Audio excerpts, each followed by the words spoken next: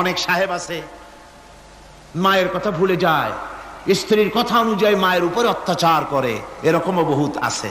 আল্লাহ পাক বলছেন শোনো, ওয়াকাদা রাব্বুকা আল্লা তা'বুদু ইল্লা ইয়্যাহু ওয়া বিল ওয়ালিদাইনি ইহসানা। তোমার প্রভুর পক্ষ থেকে ফয়সালা হয়েছে, চূড়ান্ত সিদ্ধান্ত হয়ে গিয়েছে, আমি আল্লাহর ইবাদতের পর তোমার মা বাপের ইহসান করবে, খেদমত করবে, তাদের জন্য উপকার করবে, তাদেরকে ভালোবাসবে।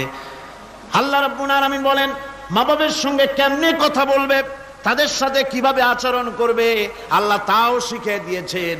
আল্লাহ পাক বলেন ওয়ালা তাকুল লাহুমা وَقُلْ لَهُمَا قَوْلًا كَرِيمًا। মা বাবার সাথে সম্মানজনক কথা বলো।